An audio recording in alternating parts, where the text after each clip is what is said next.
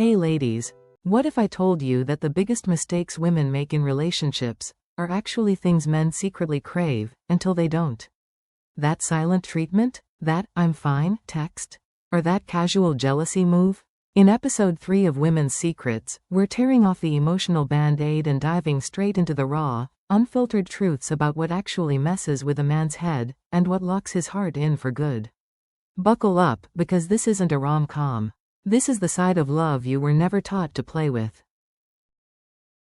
Have you ever caught yourself thinking, if I just show up, maybe he'll finally see how much I care?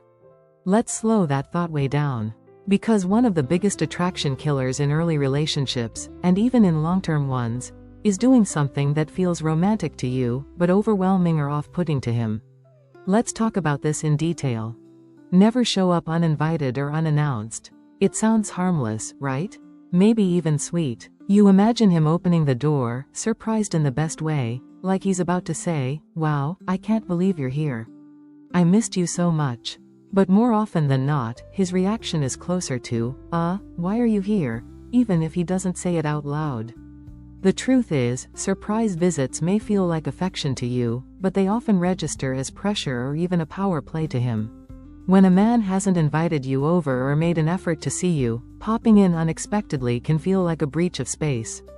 You might not realize it, but the message you're sending is, "I'm not sure where I stand with you, so I'm showing up to force a connection." And that's never attractive. It doesn't draw him closer, it makes him feel trapped. Because now he's in a situation he didn't agree to, on a timeline he didn't create, with a woman who clearly ignored the very obvious lack of invitation. Worse still, if he's a man with goals, a routine, or any kind of structured life, he'll see your surprise not as endearing, but disruptive. Think about it. If he had a meeting, a workout planned, or even just needed downtime, your visit just pulled him out of his rhythm. And no matter how well-meaning you were, that interruption doesn't build intimacy. It builds quiet resentment. And let's talk about emotional energy. A man who's genuinely interested doesn't need to be chased. He doesn't make you guess. He initiates, follows through, and makes time for you, on purpose. That's what real interest looks like. When you show up without being asked, you're doing emotional labor that he's clearly not offering in return. And in doing so, you shift the dynamic. You stop being the prize and start being the pursuer.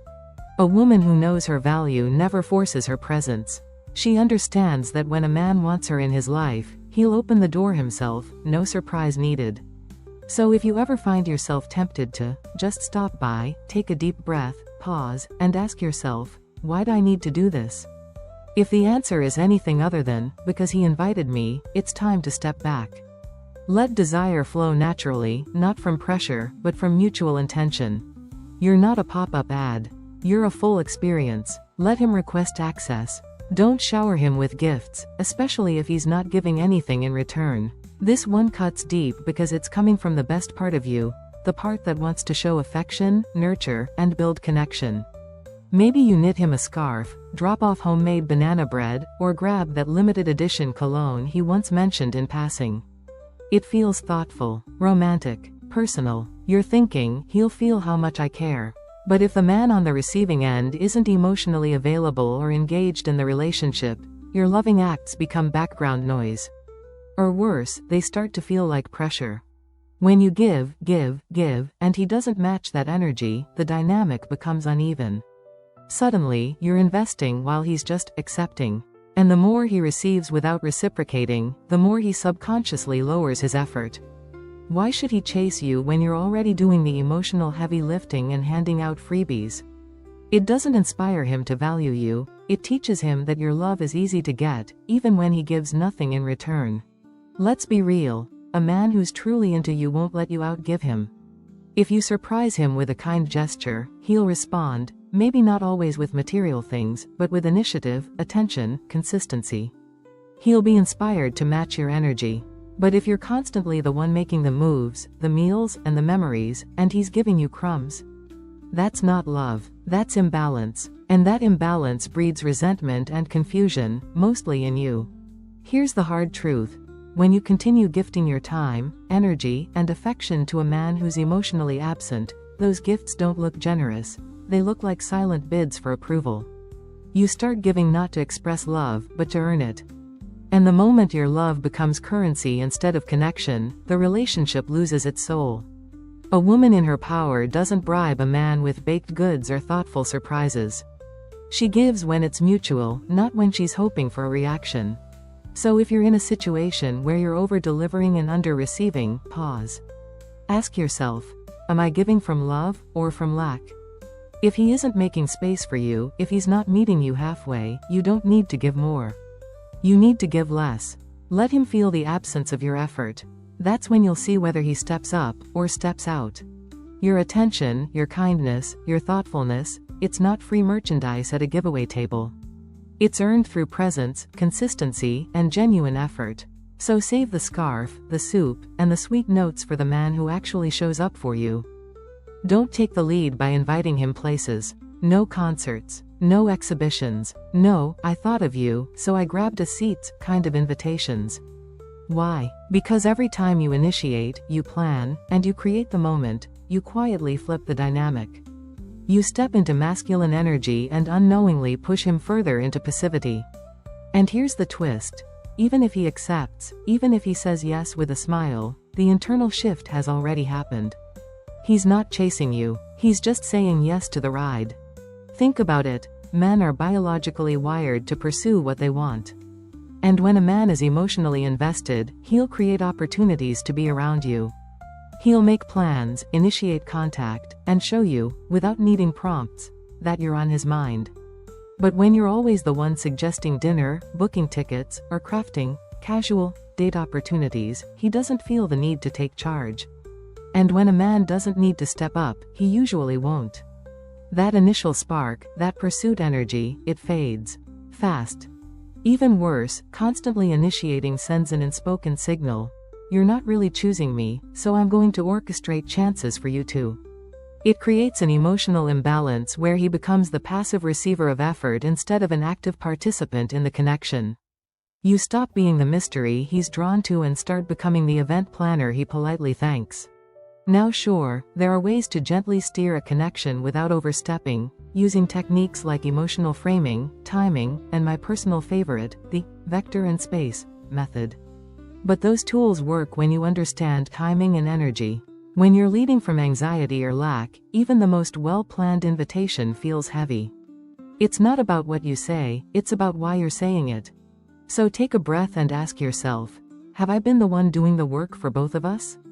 Have I been the architect of every moment, while he just shows up and enjoys the results? That's not attraction, that's emotional overfunctioning. The truth is, the more you guide the ship, the more likely he is to stop rowing. Not because he's lazy, but because the energetic balance has tipped, and not in your favor. If you've made this mistake, you're not alone. And there's no shame in it. But awareness is power. Drop it in the comments. Have you been the one always inviting, always initiating? Let's talk about it. When you recognize the pattern, you can finally stop chasing and start attracting. And if this resonated with you, hit that like button, save the video, and send it to your girlfriends. It's time we raise the standard, together. Don't help him with his work or career. At first, it feels flattering. He asks for your opinion on a business idea or wants your take on a creative project. You think, wow, he really respects me. He values my brain, my expertise. This is connection, right? Not quite. What's actually happening is a subtle shift from romantic energy to professional energy, and that shift can be fatal to attraction. The moment you start strategizing for his startup or brainstorming content ideas for his next campaign, you're not flirting anymore. You're building a business relationship. You're crossing into the zone where chemistry goes to die. The danger here isn't that you're smart or capable, it's that your energy is moving out of emotional intimacy and into logic, structure, and advice mode. And once you're in that space, it's hard to come back. He's no longer seeing you as the woman who inspires him, he's seeing you as a resource. A free consultant, a one-woman support team. Suddenly, the flirtation is gone, replaced by planning sessions and quick calls that drain your energy and confuse your role in his life. You went in hoping to get closer, and ended up becoming useful instead of irresistible. And here's where it gets even trickier. The more you help, the less he invests. not just in his project, but in you. Because a man who's getting professional benefits from a woman without having to emotionally commit to her is getting a major win, for him. Not for you. You're doing the giving, he's doing the taking, and the balance tilts in a direction that leaves you wondering, why is he getting distant? Well, it's because the relationship stopped being romantic and started feeling transactional. So what should you do instead? Keep it light, flirty, casual. If he asks for help, smile and say, I could give you a couple of tips, but honestly, I know someone way more qualified who could guide you better. Then redirect the conversation back to something personal, something playful. Protect the connection. Chemistry doesn't live in email drafts or investment spreadsheets. It lives in presence, laughter, and emotional engagement. That's where you want to be. You're not his mentor. You're not his manager. You're the muse, remember that. Don't be the one to introduce him to your friends or family first. You're excited, he's cute, things seem to be going well, and you start thinking, it's time he met my sister. My friends would love him. I'll just casually invite him to dinner with my parents since they're in town. Harmless, right? Not exactly. What you're really doing is signaling that you're emotionally invested and ready for a deeper level of commitment. But here's the kicker, if he hasn't brought you into his inner circle first, your invitation feels out of sync. It creates pressure. And pressure, for a man who's unsure or not yet fully in, is like throwing cold water on a warm fire. Introducing him to your people might seem like a small step to you, but for him, it's a marker. It says, this is serious now. And if he hasn't made the same gesture yet, he'll feel the imbalance. Instead of thinking, wow, she wants me close, he thinks, I'm being pulled into something I didn't initiate. And that's when you'll notice him start to pull away. Not dramatically, not with a breakup text, but with subtle shifts. Unanswered messages, delayed responses, a vague, I'll let you know, instead of a, yes, let's do it. His energy changes, the walls go up. It's not that meeting your loved ones is a bad thing, it's that when and how it happens matters. A man who's emotionally connected and ready for more will naturally want to integrate your lives. He'll be curious about your friends. He'll bring up your family. He'll ask. He'll plan. You won't have to nudge or orchestrate anything, it'll unfold on its own. That's the difference between chasing intimacy and attracting it. When you jump the gun and try to accelerate emotional closeness before he's matched you in energy and commitment, you're doing the emotional heavy lifting for both of you. And let's be honest, does that ever feel good in the long run? No, because what you want is a man who's taking steps toward you, not a man you're constantly pulling toward your life. You want to be invited into his world, not dragging him into yours hoping he'll stay. So here's your permission slip to pause. Let him lead when it comes to merging social circles. It's not about playing games, it's about preserving polarity. Let him build the bridge. Let him ask to meet your people. That's when you'll know he's not just casually interested, he's emotionally invested. If you've done this before, don't beat yourself up. Just get honest. Drop a comment and share if you've ever invited a man into your world too soon. Sometimes the most powerful shift begins with self-awareness. The moment you protect your energy, your time, and your heart like the rare currency it is, everything changes. A high-value woman doesn't chase, doesn't overgive, and certainly doesn't prove her worth. She knows it, and the right man? He'll see it too, without needing reminders, surprises, or little gifts wrapped in desperate hope. So remember this, you're not here to audition for anyone's life. You're the main character of your own. Keep your standards high, your boundaries clear, and your energy focused on what truly lights you up. Because when you shine for you, the right person won't need convincing. He'll simply be drawn in. Now go love yourself the way you want to be loved. That's where it all begins. And don't forget, like, subscribe, and share this with every woman you know who's ready to stop chasing and start attracting. Your next level is already waiting. Ever wondered if the man you're with might actually be using you, without you even realizing it? Let's dive into 3 powerful relationship red flags that every woman should know. The love triangle trap. There's something almost intoxicating and dangerously misleading about a man who draws you into a love triangle. At first, it can feel thrilling, even romantic. He's full of deep confessions, sharing how trapped and misunderstood he feels in his current relationship. He tells you that you're different, that you're the first person to really see him in years. That he's miserable at home but stays because of complicated reasons: the kids, finances, timing, family expectations.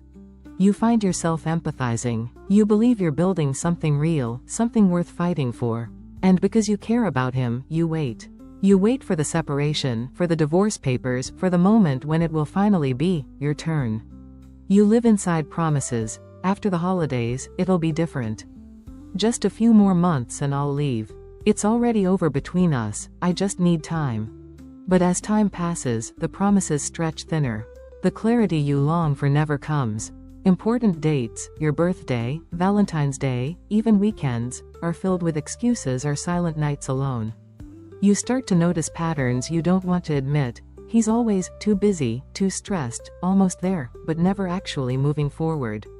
And the worst part? You start questioning your own expectations, wondering if you're asking too much. Spoiler alert, you're not. The truth is brutally simple but hard to accept. If a man truly intends to be with you, he will make it happen. No delays, no endless apologies, no excuses. Love is bold. Love is decisive. A man who loves you doesn't keep you tucked away like a secret. He doesn't expect you to settle for half a life or a relationship lived in shadows. What's happening instead is emotional exploitation. He's using your compassion, your patience, and your hope to fill the gaps in his own unhappy life without taking any real risks. You give him excitement, emotional validation, and comfort, but he gives you nothing tangible in return. You carry the emotional burden of his choices while he enjoys the benefits of your loyalty, without the responsibilities of truly choosing you. Many women trapped in this dynamic lose not just time, but also confidence and self-worth. They become so invested in the fantasy that they fear leaving, believing no one else will love them the way he almost does. But hear this. You deserve love that's not built on waiting, secrecy, and endless maybes. You deserve someone who chooses you freely, fully, and fearlessly. The love triangle trap isn't just about another woman in the picture. It's about a man unwilling to do what real love requires: action, courage, and commitment. Don't let yourself become someone's plan B while he lives out his plan A. Real love doesn't require you to compete. Real love stands proudly beside you, without hesitation. The convenient woman. There's a unique kind of loneliness that creeps in when you realize you've become the convenient woman. It's not the loneliness of being alone, it's the loneliness of being in something that's supposed to feel like a relationship but feels more like a part-time arrangement built entirely around someone else's comfort. At first, you might not even notice it. He's busy, you tell yourself. He's got work, family obligations, maybe even personal struggles he's dealing with. You understand. You're patient. You accommodate. You shift your schedule, you cancel plans with friends, you rearrange your life to make sure you're available whenever he decides he has time for you. And in the beginning, it feels okay, you're flexible, you're supportive. Isn't that what being in love means? But slowly, the imbalance becomes undeniable. You're the one always reaching out first, suggesting times to meet, offering to drive across town because it's easier for him. You're constantly trying to fit into the slivers of his life he's willing to share, feeling a surge of happiness when he finally texts back or agrees to a last-minute dinner. You start measuring your worth by how much of his time you're able to win. Meanwhile, he rarely, if ever, does the same for you. He doesn't move mountains to see you. He doesn't rearrange his world to make space for you. In fact, if it ever becomes slightly inconvenient for him, he disappears, cancels, reschedules, or simply goes silent. And every time, you make excuses, not because you don't see it, but because you desperately hope it will change. Real connection isn't supposed to feel like you're chasing crumbs of attention. Love doesn't look like constant compromise from one side and complacency from the other. A man who values you shows it with consistency, with effort, with the unmistakable energy of someone who wants to be with you, not someone who fits you in when nothing better is happening. Becoming the convenient woman slowly erodes your self-esteem. It trains you to believe that asking for more makes you too needy, or too demanding, when in reality, your needs are completely valid. You deserve to be someone's priority, not their afterthought. You deserve a partner who is eager to see you, who plans ahead, who makes you feel like you are a joyful part of their life, not an obligation they squeeze into a schedule already packed with things they care about more. If the relationship always feels one-sided, that's because it is one-sided. Love doesn't leave you guessing. Love doesn't keep you waiting for a text that may or may not come. Love doesn't thrive only when it's convenient. Love shows up, fully, willingly, enthusiastically, because you are worth showing up for. The professional leech. There's a particularly subtle, and dangerous, type of man who doesn't just seek love or connection, he seeks opportunity. Enter the professional leech. He's not interested in your heart as much as he's interested in your network, your career, your skills, and the doors you can open for him. At first, it feels flattering. He's genuinely fascinated by your career, always eager to hear about your projects, endlessly impressed by your achievements. Unlike others who might feel intimidated by your success, he seems to embrace it. You feel seen, celebrated, admired. You start to think, finally, someone who appreciates everything I've worked so hard for. But if you look closer, there's a pattern hidden beneath the praise. Every conversation somehow circles back to your professional world. He picks your brain for advice, asks you to explain market strategies, seeks casual tips on real estate, investing, or whatever your field happens to be. Maybe he asks you to introduce him to important contacts under the innocent guise of just wanting to learn. You don't notice it immediately, because he's charming, attentive, and so eager to be around you, but over time, the balance becomes painfully clear. You're giving, he's taking. The professional leech wears the mask of support, but his real loyalty lies with his own advancement. Where a true partner would seek to build and grow alongside you, sharing mutual dreams and goals, the leech strategically uses your knowledge, your reputation, and sometimes even your resources to climb higher. You become less of a partner and more of a stepping stone. The emotional toll is devastating. You find yourself drained after conversations, constantly offering solutions and advice, while receiving little emotional intimacy or genuine partnership in return.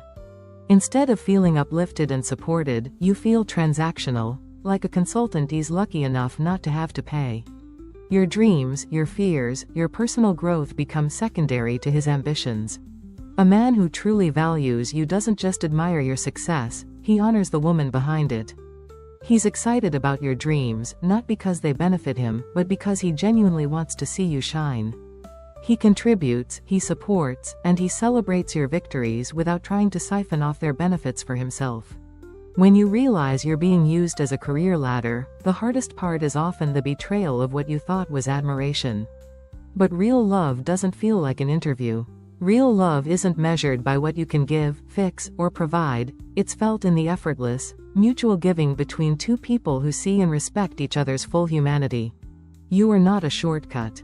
You are not a free business strategy. You are not someone's ticket to a better lifestyle. You are a complete, brilliant, worthy person, deserving of someone who builds with you, not on you. The resource taker. It's easy to imagine that being used in a relationship only means being taken advantage of emotionally, but when you meet a resource taker, you realize how much more can quietly be drained from you. These men aren't always obvious at first. They don't walk in asking for your savings account password or demanding lavish gifts. No, their methods are far more subtle, and far more exhausting over time. In the beginning, the resource taker often seems humble, maybe even struggling a little.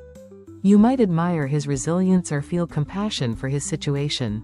Maybe he's just between jobs, or his living situation is temporary. You open your home to him when he needs a place to crash. You offer rides when he says his car's in the shop. You cover dinner because he's having a rough month. It starts small, and because you care, you give without hesitation. But gradually, the small favors grow into full-on dependencies. He's spending more nights at your place than his own. He's driving your car more than you are. He's treating your refrigerator like his personal grocery store without contributing a dime. Your credit card statements start to reflect a relationship where you're footing the bill, not just financially, but emotionally and mentally too. And it's not always about material things. Resource takers are masters at consuming your non-tangible assets, your time, your energy, your emotional bandwidth. He needs you to run his errands, fix his problems, help him navigate every little challenge life throws his way. You become his personal assistant, his unpaid life manager, and his therapist, roles you never signed up for but somehow feel obligated to perform. Meanwhile, what's he offering back? Very little, if anything. There's no balance, no mutual support, no evidence that he's trying to stand on his own 2 feet. Instead, you're left carrying the relationship on your shoulders while he lounges in the comfort you provide. His efforts to contribute are either half-hearted or non-existent. And worse, if you ever point out the imbalance, he might make you feel guilty, painting himself as the victim of circumstances that are somehow always just beyond his control.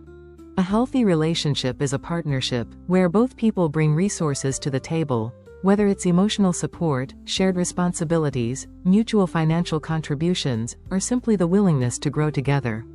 It should never feel like one person is bleeding dry while the other sips casually from their well of generosity. When you realize that your love, your time, your money, and your energy are being treated like free, unlimited resources, while your needs go unmet and unacknowledged, you're not in a relationship. You're in a one-sided arrangement where you're valued more for what you give than for who you are. You deserve more than someone who views you as a walking, talking solution to all their problems. You deserve someone who brings their own strength to the relationship, someone who sees you as a partner, not as a lifeline to exploit. The weak link. Sometimes the biggest danger in a relationship isn't visible from the outside. It's not about obvious manipulation or blatant disrespect. It's something quieter, something that slowly drains your energy and lowers your standards without you even realizing it. This happens when you're tied to a man who, in fundamental ways, is simply not on your level, emotionally, intellectually, socially, or financially. This is the danger of being connected to the weak link. At first, it can feel empowering to be with someone who looks up to you. He showers you with admiration, tells you how amazing you are, and seems genuinely impressed by your achievements. You feel needed, appreciated, even adored. But hidden beneath that admiration is a troubling dynamic. He's relying on your strength to elevate himself, rather than building a solid foundation of his own. You might notice early signs if you look closely. His career isn't just taking off, it's stagnant. His education isn't just different, it's fundamentally misaligned with the life you're striving to build. His social circle doesn't inspire you, it makes you feel like you're constantly shrinking to fit in. Over time, you realize that you're doing the heavy lifting for both of you. You're the one dreaming bigger, planning further, carrying the ambitions, and managing the future. He's just along for the ride. And at first, he'll try very hard to match your energy. For the first few months, he may shower you with affection, throw grand gestures your way, and talk about building a life together. But this isn't sustainable, because it's fueled not by true compatibility, but by desperation to secure someone far above his level before the cracks start to show. Once he feels safe, once you've emotionally committed, the effort starts to vanish. He gets comfortable, complacent. He stops striving, stops growing, stops matching the pace you naturally live at. Instead of becoming your partner, he becomes a weight you have to carry, someone you have to motivate, manage, and sometimes even mother. The emotional consequences are devastating. Instead of feeling inspired and energized by your relationship, you feel drained, burdened, and alone. You start to second-guess your own ambitions, downplay your success to protect his ego, and shrink your dreams to make the relationship feel balanced. You lose parts of yourself not because he asks you to, but because carrying the weak link slowly convinces you that your needs are too big, your pace too fast, your goals too high. The truth is, love should lift you higher, not hold you back. Your partner should run alongside you, not cling to your hand while you drag him toward the future. True compatibility isn't just about shared feelings, it's about shared vision, shared drive, and shared capability to build something meaningful together. If a man cannot match your energy, your ambition, or your emotional depth, no amount of affection will compensate for that void in the long term. Relationships aren't just about love, they're about partnership, and a true partner doesn't weigh you down. He strengthens your foundation, matches your steps, and inspires you to climb higher, together. You deserve a relationship where both of you are powerhouses, lifting and inspiring one another. Not one where you're constantly carrying dead weight and calling it love. Why do some relationships feel like you're giving your all, yet still end up feeling alone? Let me tell you a secret. It's not always about how much love you give, it's about how you love. Let's break down the 5 rules of truly loving a man. not from a place of pressure or performance, but from a place of confidence, awareness, and real emotional connection. Rule number 1. Learn to love through partnership. Too many women step into love believing they must either give everything or protect everything. The result? A constant tug of war between exhaustion and resentment. But the truth is, lasting love isn't a performance. It's not a service. It's a partnership, a shared emotional terrain where both people meet each other in the middle, again and again, with open hands and honest hearts. Real partnership means seeing each other not as providers or dependents, but as equals. It means both of you contribute energy, affection, time, thought, and respect. Not always in the same ways, and not always in equal amounts, but both of you show up. It's not about tallying who did what. It's about knowing, deeply, that both of you want to give because the connection matters to you both. Now, let's talk about the infamous coffee date. You meet a guy. He seems nice. There's chemistry, good conversation, a little spark in the air. The check arrives, and he gently says, "Wanna split it?" And suddenly, your brain goes into high alert. Wait, what? Is this guy for real? I got dressed up for this. He asked me out. How dare he? But take a breath. What if this isn't about the bill at all? What if, in that moment, he's looking not at your wallet, but at your worldview? He's silently asking, is she here to be spoiled, or to build something?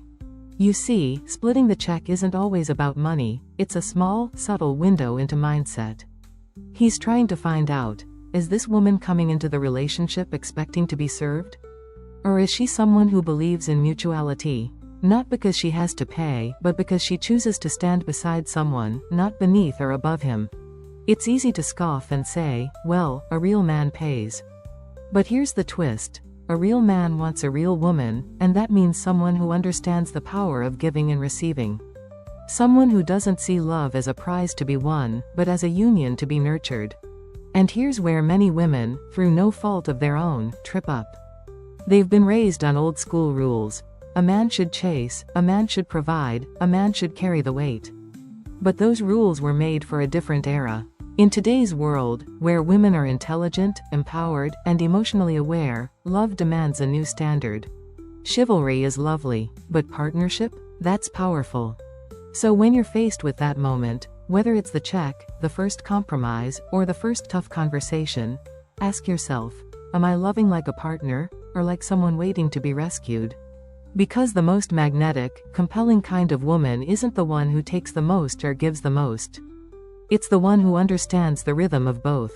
Who brings her heart to the table, but expects something more meaningful than money in return. Mutual respect. Shared effort. Emotional maturity. If that's where you're standing, even imperfect love becomes transformative. You stop chasing fairy tale fantasies, and you start building something even better, something real. And when a man sees that, he knows you're not just dating. You're inviting him into something worth staying for. Rule number 2. Understand the balance of energy in love. Love is more than chemistry and butterflies, it's a dynamic flow of energy. Think of it like emotional economics. There are assets, and there are liabilities. There's investment, and there's return. And just like in finance, the healthiest accounts are the ones where both parties contribute in aligned, complementary ways, not where one person does all the emotional spending while the other sits back and receives the benefits. So many women, especially strong, capable, heart-driven women, end up over-investing emotionally. They express their feelings first. They initiate the difficult conversations. They try to decode his silence, untangle his moods, manage his growth, and fix what isn't even theirs to fix. Without realizing it, they become the engine of the entire relationship, pushing, planning, explaining, and always anticipating what needs to be done to make it work. But in doing that, they cross an invisible line, from love to labor. This is what stepping into masculine energy looks like. It's the impulse to take control, to lead, to act first and fix fast. Masculine energy drives. It solves. It moves forward at all costs. And while there's nothing wrong with a woman being decisive or expressive, when she constantly takes this role in a relationship, she leaves no room for polarity, no space for the man to show up in his own energy. Here's where it gets interesting. Feminine energy is not weak. It's not passive. It's powerful in a way that doesn't push, it pulls. It doesn't demand, it invites. Feminine energy is the energy of stillness with gravity, like the ocean, calm on the surface, but infinite in depth. A woman grounded in her feminine energy doesn't chase after affection. She doesn't force emotional connection or beg for clarity. Instead, she becomes magnetic. Not by playing games, but by embodying her own worth so fully that the right man chooses to draw closer, because being near her feels good. Not pressured, not calculated, just safe, soft, and real. This doesn't mean you don't express love. It means you express it through your presence, not through performance. Let him lean in. Let him be curious. Let him ask. Let him wonder what you're thinking, how you're feeling, what your silence might mean. That's not manipulation, it's the art of emotional balance.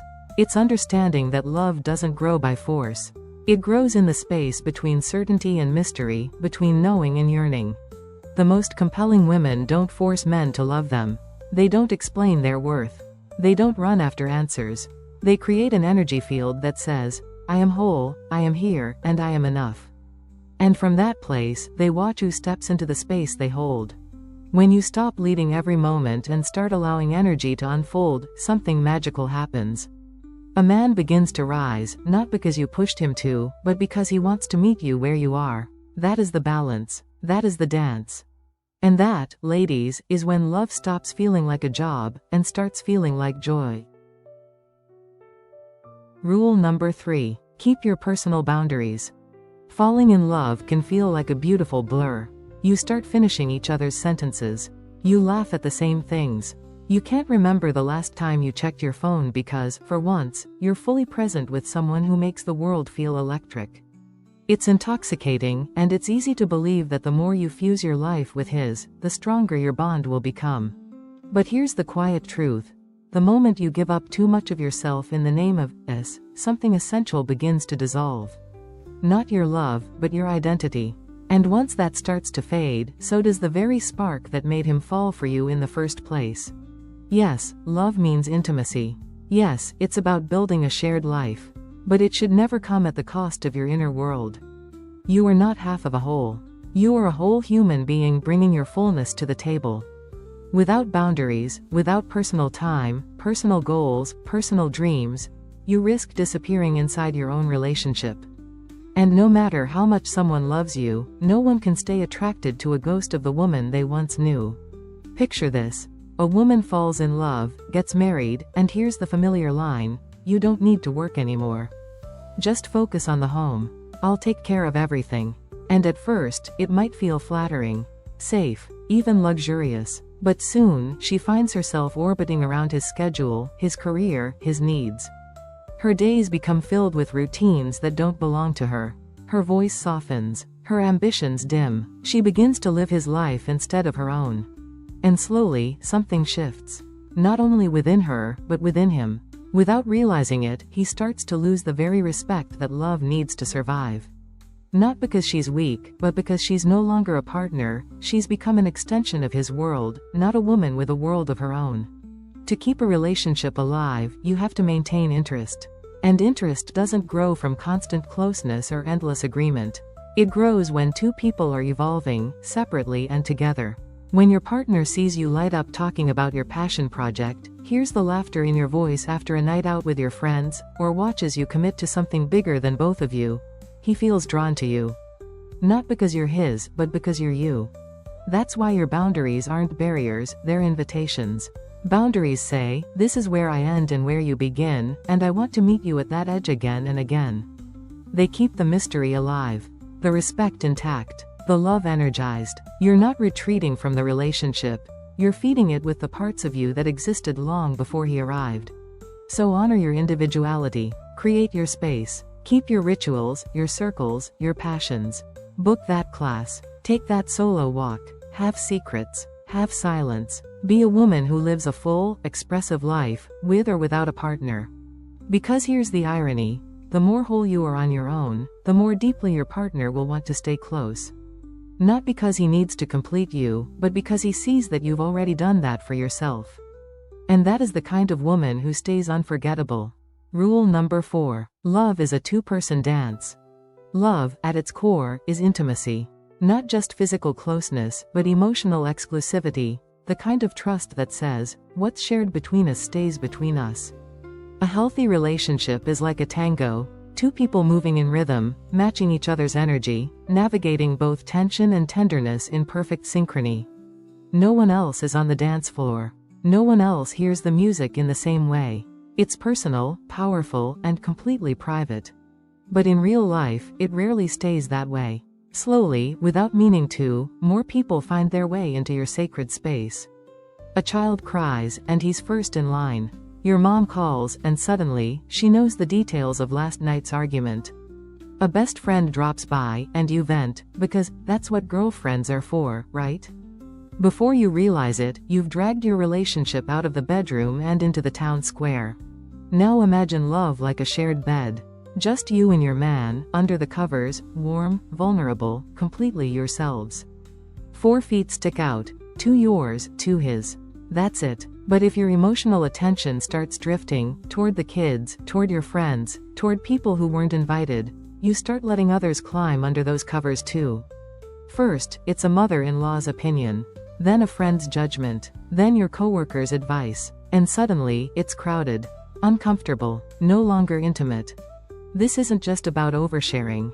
It's about emotional loyalty. When we invite others into our relationship's private corners, we split our allegiance. We dilute the trust. And over time, that leakage erodes the foundation of intimacy. Because what was once sacred now feels exposed, scrutinized, and judged. And nothing beautiful survives under constant outside pressure. Your partner is not a community project. He's not a subject for public debate. He's not your therapist's full-time case study or your group chat's evening entertainment. He's your equal, your mirror, your chosen companion in the dance. And that partnership deserves discretion, reverence, and protection. This doesn't mean you can't have support systems. It means you don't outsource the emotional responsibility of your relationship. You don't put your partner on trial before your girlfriends. You don't seek validation from outsiders for what should be discussed behind closed doors. Real relationship ecology is about protecting the energy you've built together. It's about understanding that love thrives in warm, private spaces, not in spotlights. In practice, this means pausing before you pick up the phone to complain. It means speaking to your partner instead of about him. It means honoring the emotional boundaries of your relationship and refusing to let the outside world define what goes on inside. Because here's the truth. The fewer people you let into your relationship, the stronger it becomes. Not because you're hiding something, but because you're guarding something worth protecting. So choose privacy over performance. Choose intimacy over input. Choose to be one half of a powerful, two-person dance, where the music is yours, the rhythm is sacred, and no one else is allowed on the floor. Rule number 5. Love is how you treat him. Love isn't a feeling, it's a decision. A daily, deliberate choice in how you show up for another human being. Sure, in the beginning, love feels like a whirlwind. Your heart races when he walks into the room. You find meaning in every text, every glance, every accidental brush of the hand. It's electric, magical, addictive. But real love? That's something deeper. It's not the fireworks, it's the firewood. It's the quiet, steady flame that stays lit not because it's exciting, but because it's tended. That flame is kept alive through respect, through care, and through how you treat the man you've chosen to walk through life with. It starts with presence, with listening, not just to his words, but to his silences. It's knowing the difference between when he needs encouragement and when he needs peace. It's noticing the tired in his eyes when he doesn't say a word. Real love pays attention. It doesn't just expect to be seen, it sees. And what it sees, it values. You can't claim to love someone and constantly speak to them like they're less. You can't love someone and manipulate, control, or humiliate them. If your version of love includes dominance, mockery, or emotional power plays, that's not love, it's insecurity in disguise. Love lifts. Always. Even in disagreement, even in frustration, even when you're tempted to lash out, love finds a way to hold dignity on both sides. This man? He's not your project, your possession, or your emotional punching bag. He's your chosen companion, your equal, maybe even your greatest teacher. And that role deserves honor. When you walk beside him, not in front of him or behind him, but with him, you create a relationship rooted in mutual growth. You build a foundation where both of you can rise, together, not at the cost of the other. Loving a man well means showing up with strength, not the kind that bulldozes, but the kind that nurtures without collapsing. It's not obsession, it's intention. You offer him softness not because you're weak, but because you're secure enough to lead with grace. You don't chase or cling. You don't test him or keep score. You simply love him the way you'd want to be loved, freely, faithfully, and without hidden motives. Because here's the truth few people tell you, real love isn't loud. It doesn't have to prove itself with grand gestures or dramatic declarations. It shows itself in the quiet moments. The way you hand him his coffee, the way you touch his arm when he's discouraged, the way you speak about him when he's not in the room. Those small moments? They're everything. So ask yourself, not, do I love him, but, how do I treat him?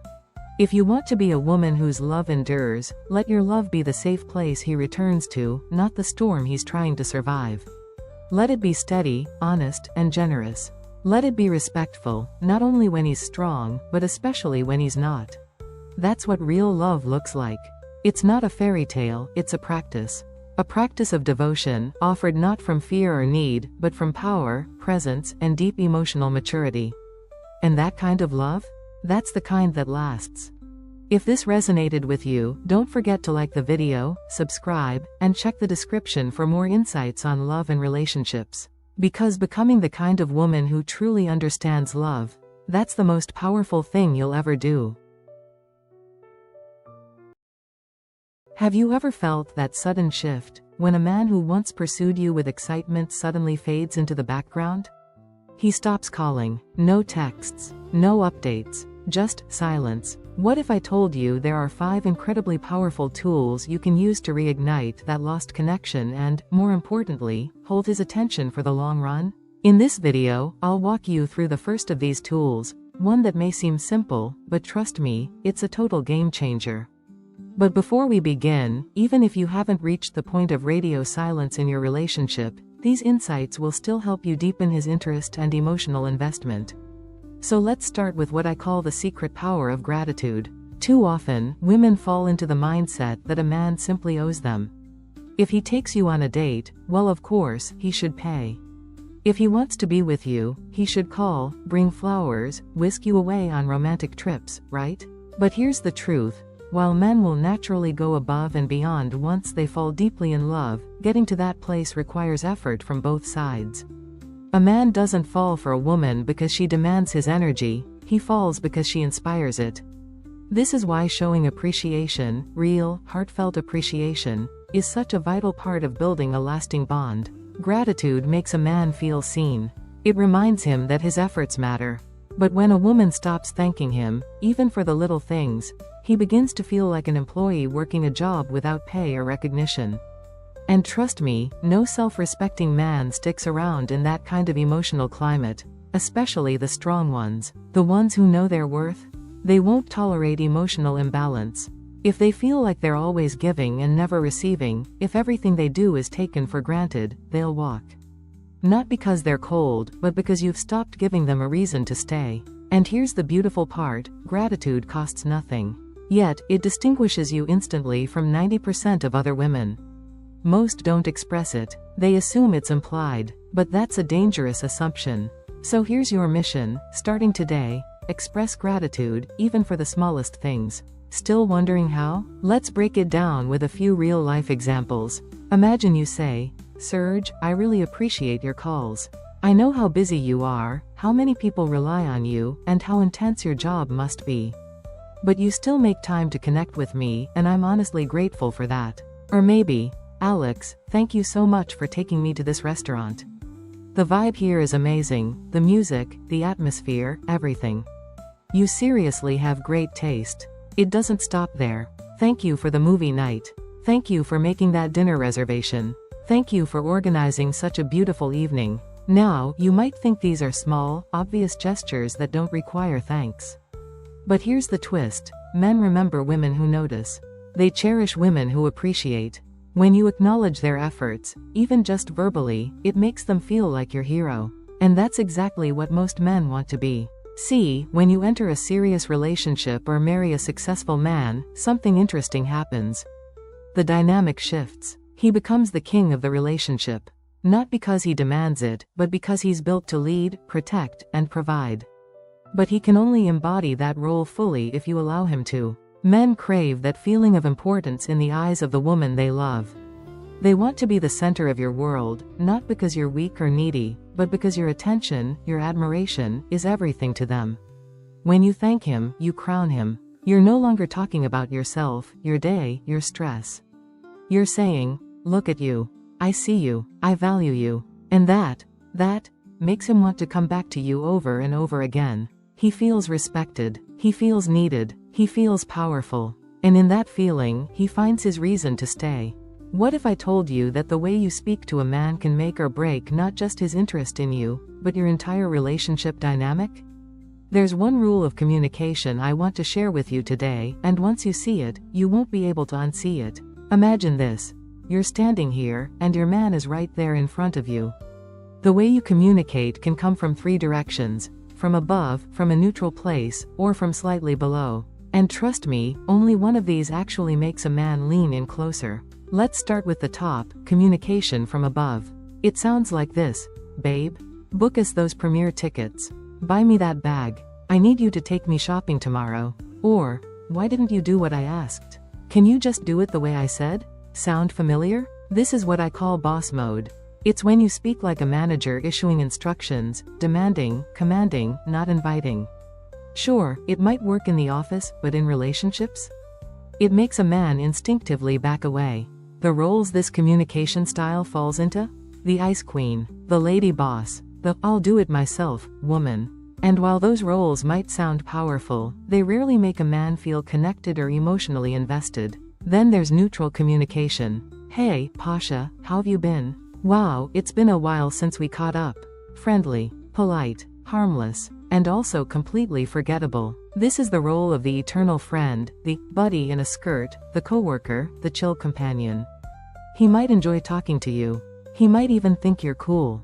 But he's not drawn in. He's not looking at you and thinking, this woman is irresistible. Instead, he puts you in the good colleague box and moves on. And maybe you've been there, talking to a guy you want to fall for you, but all he sees is someone to exchange casual messages with. You walk away thinking, why isn't he falling in love with me? The answer is simple. You've slipped into a neutral role. No magnetism, no emotional current, just surface level chatter. But there's one more way to communicate, slightly from below. Now, wait, don't let the phrase scare you. This isn't about shrinking or being submissive. This is about drawing him in by elevating his role in your life. It's a soft, feminine energy that says, I see your strength. I admire you. I trust you. Think of traditional cultures across Asia, where women embody deep appreciation and grace. In English, we'd call them devoted. Devotion doesn't mean losing yourself. It means choosing to see and honor the strength of your man. That's where real magic happens. A small gesture of acknowledgement. A glance that says, you matter. A compliment that places him, not yourself, at the center of the moment. It awakens something primal in a man. Something protective, something powerful. This isn't easy for women used to leading, managing, or doing it all alone. But once you step into this more graceful style of communication, something clicks. You'll see his energy shift. His interest grow. His presence deepen. Because now, you're no longer competing with him. You're inspiring him. For those of you who've watched my video on the 4 stages of communication, you'll remember that this neutral zone often lives in the 2nd stage, social interaction.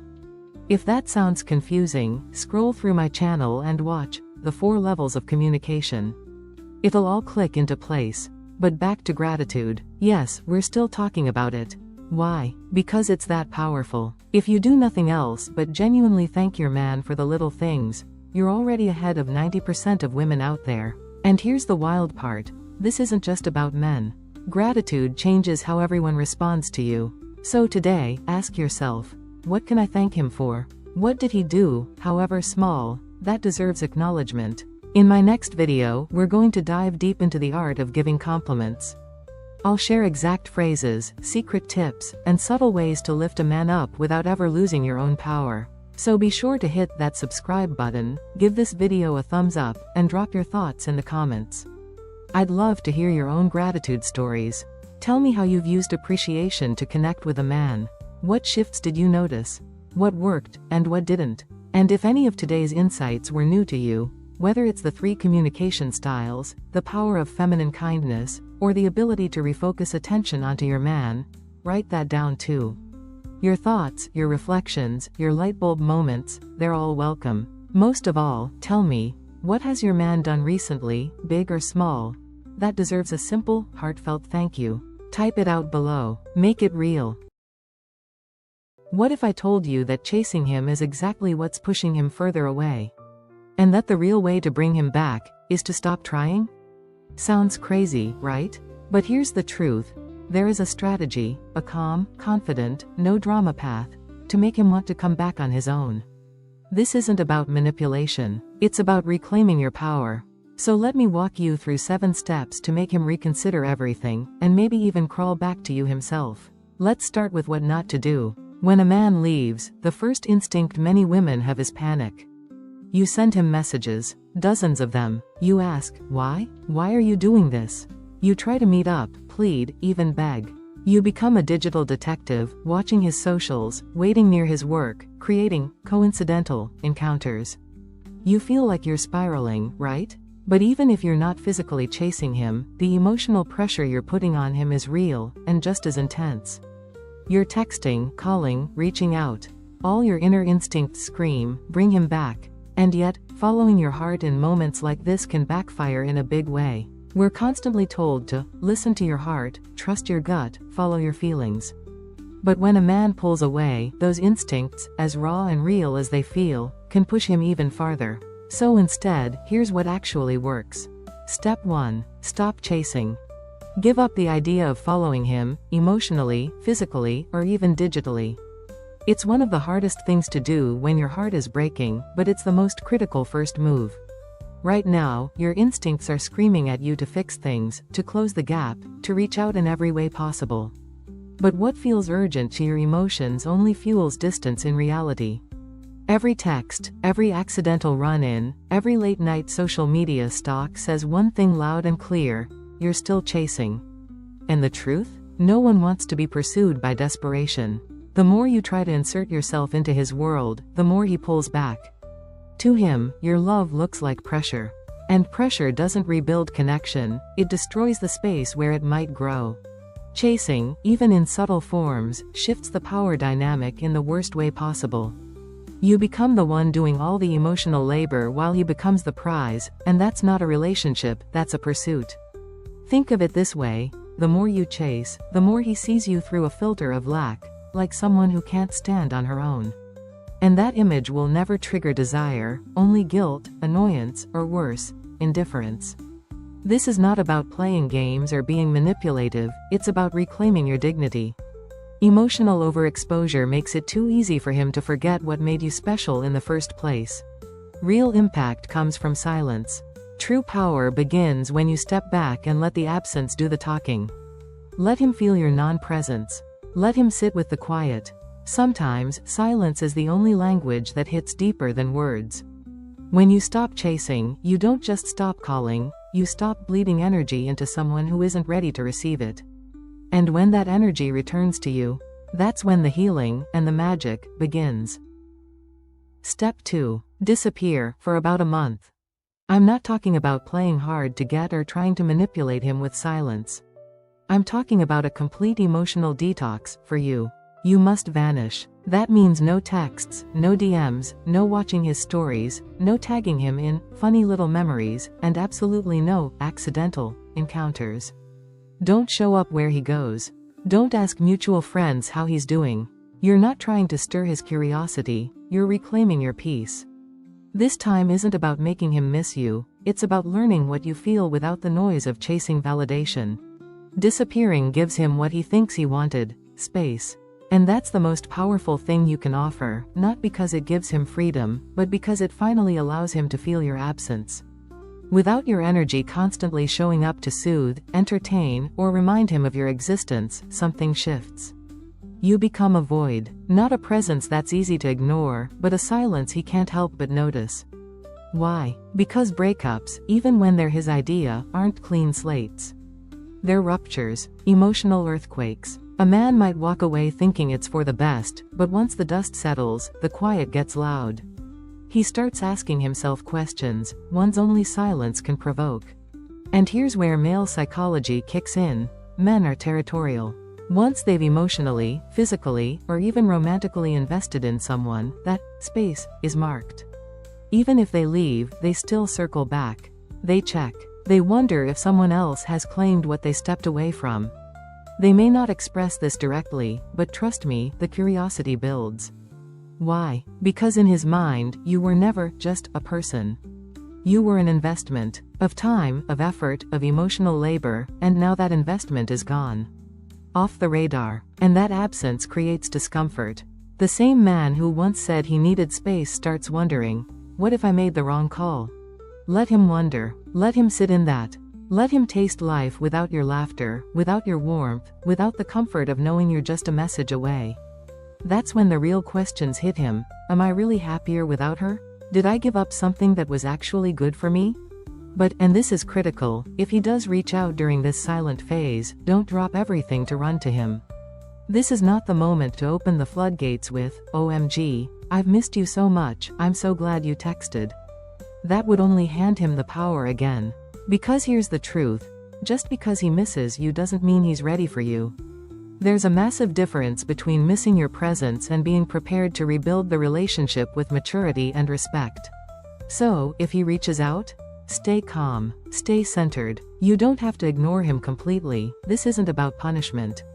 It's about preserving your value. You can acknowledge his message with kindness, even appreciation, but also protect your space. A simple, hey, I'm taking some time for myself right now. Hope you're well, is enough. No over-explaining. No apologizing for doing what's right for your heart. No timelines or expectations. Just boundaries, strong, quiet boundaries that say, I am not here to fill your emotional gap on demand.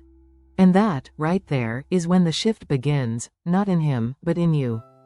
Step 3. Prepare yourself for his return, without waiting for it. This is not the time to spiral. You are not the heartbroken girl clutching a bottle of wine, rehashing every detail to your best friend on repeat, or scrolling through old photos until you feel numb. That version of you? She's already been through enough. Now is the moment to reclaim your life, not by erasing the past, but by recentering the future around you. Don't wait around for a text. Don't press pause on your days while imagining reunion scenarios in your head. That kind of emotional limbo is exhausting. Instead, redirect every ounce of your energy into the one person you still have full access to, yourself.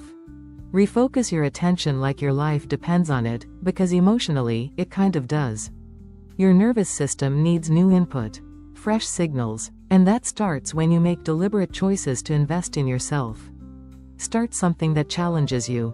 Get physically active, go boxing, run, lift, dance, hike. Push your body and watch how your mind starts to follow. Take up something creative, pottery, painting, writing, something messy and yours. Learn a language, take that class, start the blog, volunteer. Every new skill you build becomes a layer of self-worth that's no longer attached to his approval. These distractions aren't just hobbies, they're anchors. They stabilize your thoughts, calm your emotional chaos, and remind you that your life has its own rhythm, its own story, and it's not on hold for anyone. Pamper your spirit. Spoil your curiosity. Travel, even if it's just to a nearby town or a part of your city you've never explored. Visit museums. Try new food. Sit at concerts alone and soak in the sound. Meditate in your bedroom with a candle lit, or dance barefoot in the kitchen just because the music feels right. You're not doing this to flaunt your glow up for Instagram or stir jealousy. You're doing it to remember what it feels like to be alive for your own damn self. And yes, maybe you'll flirt. Maybe you'll go on a few lighthearted dates. Not to prove you've moved on, but to gently remind yourself that your heart still knows how to flutter, and not just for him. That joy, that curiosity, that openness, that's what makes you quietly magnetic. People feel it, especially the ones who once took it for granted. Here's the real talk: if you don't evolve, nothing else will. If he comes back and finds the exact same emotional environment he left, the same patterns, the same insecurities, the same stagnant energy, he'll bolt. Not out of cruelty, but because no one wants to re-enter a story that already had a bad ending. He has to see that the woman he left has become a version of herself that's brighter, deeper, more centered, someone he doesn't fully recognize but is suddenly intrigued by again. So before you try to restore the relationship, restore your identity. Begin with your physical presence. Not to impress him, not for his validation, but to look in the mirror and finally say, there she is. Get a haircut that makes you feel fierce. Revamp your wardrobe, not for trends, but for confidence. Start moving like someone who is completely comfortable in her own body again. When you carry yourself differently, people respond differently. You're not just rebuilding, you're becoming. And if he does return, he won't be meeting the woman he left. He'll be meeting the woman who rose. Step 4. Polish your outer glow. Men are visual, full stop. It's not superficial, it's evolutionary. They notice with their eyes before they feel with their hearts. So if you want to reset the dynamic, start where he's most likely to notice first: your appearance. This doesn't mean a total overhaul or turning yourself into someone you're not. It means elevating what's already there. Get a fresh cut or style that makes you do a double take in the mirror. Refresh your wardrobe, not necessarily expensive, but intentional. Pieces that make you feel sharp, feminine, magnetic. Invest in your skin, your scent, your posture. This isn't about vanity, it's about energy. And energy changes when the woman looking back at you looks alive again. These outer adjustments aren't just for the world to see, they're for you. There's something powerful that happens when you start showing up for yourself physically. It's not about looking perfect, it's about looking like you've come back to yourself. You walk differently. You make eye contact more boldly. You carry an unspoken message that says, I'm not waiting. I'm living. And that message? It's magnetic. Your ex might see it on social media, or bump into you at a mutual event, or hear about it from a friend, but however he learns of this change, he will notice. Not because of the heels or the haircut, but because you now exude a self-possessed presence that can't be faked. You've done the work. You're not faking confidence. You are confident. Let him be caught off guard, in the best way. Let him see you and feel that subtle sting of regret. Not because you're trying to provoke him, but because you've evolved so effortlessly, so gracefully, that he suddenly realizes you've become someone he doesn't fully know anymore. And that creates curiosity. That plants the seed. You're not the girl he left, you're the woman who turned the page. Let your transformation make him wonder, what else has changed? Because when your outer glow reflects the inner strength you've been building, it's undeniable. You're not trying to get attention, you are attention. You're not the same woman trying to prove your worth. You're the woman who's already proven it, to herself. And just when you've owned this energy fully, something strange starts to happen. He gets pulled in without knowing why. He might reach out. He might linger longer in conversation. He might replay moments in his head that he didn't appreciate before. That's not your cue to jump, it's your cue to observe. Because now he's doing the work of re-engagement, and you are the one deciding whether he still fits the woman you've become. That's the quiet power of a polished glow. It doesn't chase. It draws in. Step 5. Ask yourself, do you even want him back? Pause. Before you send that message. Before you plan that casual coffee meetup. Before you start imagining your reunion like the final scene of a romantic drama. Ask yourself the question no one ever seems to ask when trying to win someone back. Do I still want him, truly? Not the fantasy version of him. Not the filtered memories. The real man, with his real flaws and the real problems that once made you cry in the shower or question your worth. This step is about reality, not longing. Because just as you've been growing, changing, and healing, so should your standards. If they haven't evolved, you're not moving forward, you're just going in circles. Clarity is a gift that often comes wrapped in silence. And if you followed the earlier steps, stepped back, focused inward, rediscovered your glow, then something inside you has likely shifted. Now it's time to get brutally honest. What was the actual reason for your breakup? Was it a misunderstanding, or a fundamental mismatch in values? Are you remembering how he made you laugh, but forgetting how he made you doubt yourself? Do you miss him, or just the role he played in your life? These aren't easy questions, but they're essential. Because if you're craving his presence out of fear, fear of being alone, fear of starting over, fear of never being loved again, then it's not love you're reaching for. It's safety, and that's a dangerous illusion. Dig deeper. What would going back really look like if nothing changed? Could you accept the same dynamic? The same issues swept under the rug? Could you handle the same communication gaps, emotional immaturity, or lack of effort that led you here in the first place? If any part of you whispers, no, then please, listen. Love should not require erasing yourself. And sometimes the greatest act of love is not reclaiming the past, but refusing to repeat it. Relationships don't get better by wishing, they get better by two people choosing growth, accountability, and shared vision. If he's not meeting you at that level, it's not a lost love story, it's a closed chapter. And you're the one holding the pen now. So if, after all this reflection, you realize that you're better without him, honor that. Let the space you created stay empty long enough for something better to find you. And if he ever does come back, hoping for another chance, let him meet a woman who no longer defines her value by his attention. A woman who doesn't need closure, because she gave it to herself. That's not cold, that's power. Because here's the real twist. When you stop chasing him and start chasing your own peace, you become unforgettable. Not because you begged to be chosen, but because you chose yourself first. Step 6. Reach out to him, but only if you're truly ready. This is not a move for the impulsive. It's not for the woman who's still waking up in tears, obsessively checking her phone, or hoping a single message will fix everything. This step is for the woman who's done the work, the woman who has cried her tears, rebuilt her self-worth, and is no longer holding her breath waiting for him to come back.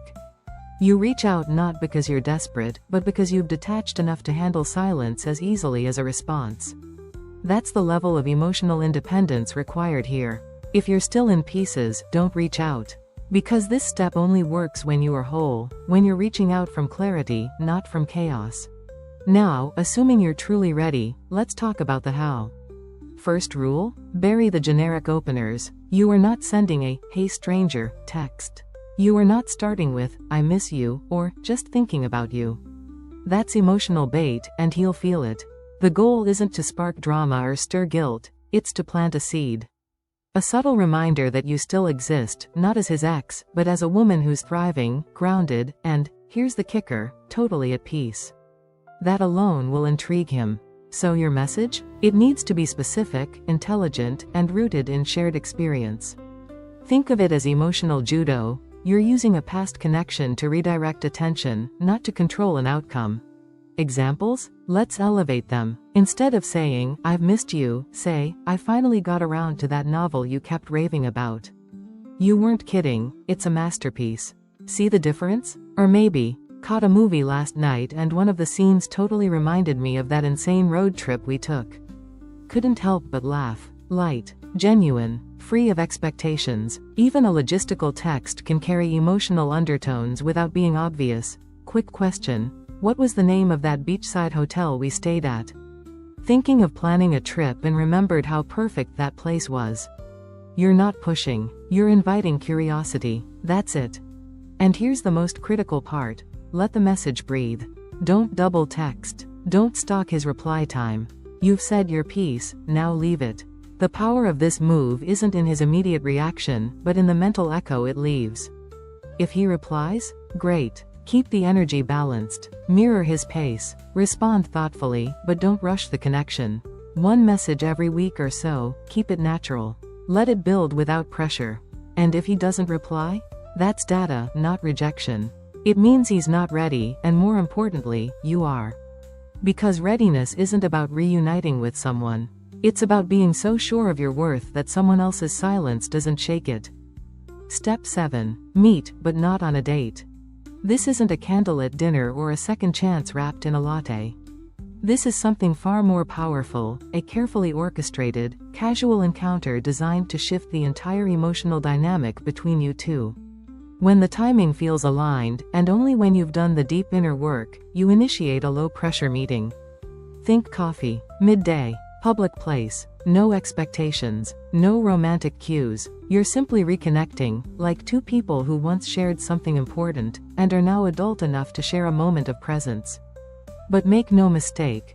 While it's not a date, it is a performance, not in a manipulative way, but in a deeply intentional one. You are showing up as your evolved self. The one who's healed, elevated, and completely out of emotional debt. Walk into that room like you own your energy. He may show up defensive, aloof, or acting as if he's over it. That's fine. Let him. You're not there to fix, chase, or convince. You're there to observe. He might bring up the past, hint at the breakup, throw in a joke that used to sting. That's his way of checking where your boundaries now live. So hold the line. Be kind, but not eager. Be warm, but not wide open. If he pokes at old wounds, don't flinch. Smile. Acknowledge the memory. Then redirect. The secret is to stay centered, not in the old emotional chaos, but in your new sense of self. This meeting isn't about resolution, it's about revelation. You are no longer who he remembers, and that dissonance is your power. Now let's talk boundaries, because this is where most women slip. If he starts talking about who he's been seeing or casually mentions someone new, shut it down. Not coldly, not with visible irritation, but with grace and control. Say something like, "That's your world, and I respect that. But I didn't come here to compare stories, just to share a coffee." Boom. Wall up. Smile intact. You're showing him that you're no longer in the arena of emotional competition. The same goes if he gets too curious about your life. Don't spill everything. Keep it light, intriguing, but protected. A little mystery is your silent ally. A spark of flirtation? Sure, but keep it classy. You're not seducing. You're reintroducing. Let him see the glow up. Let him feel the distance between who you were and who you've become. And here's where the real shift happens. After the meeting, when he walks away and the silence returns, that's when your presence does the most talking.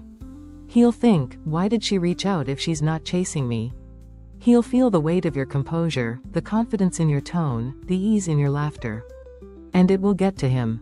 That emotional contrast, between the version of you he left, and the version sitting across from him now, will spark a quiet, gnawing curiosity. Not because you said something magical, but because you didn't need to. The goal here isn't to restart a relationship, it's to reframe your identity in his mind. You're showing him that you're no longer accessible in the same way. You're not seeking closure, affection, or validation. You're simply being, in your full, rebuilt brilliance. And that, more than any declaration of love or desperate plea, is what makes him start to question everything. Not because you told him to, but because you didn't have to. And here's the golden rule. Any real sign of rebuilding has to come from him. Your job? Keep showing up as the new you.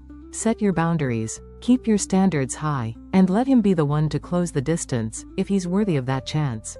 This is where many women discover something powerful. Sometimes, you don't want him back anymore. And sometimes, you realize you never lost him, he just lost sight of you. So remember, there are two kinds of women, those who try to get their ex back, and those who do. The difference? Understanding men's psychology, emotional control, and mastering the art of high-value communication. Want to dive deeper? That's exactly what I teach in my workshops and online masterclasses. So right now, hit that subscribe button, give this video a like if it resonated, and drop a comment. Have you ever gotten a man back, and how did it go? I'll see you in the next video or maybe, at one of my sessions. Fall in love with yourself, and let the world follow.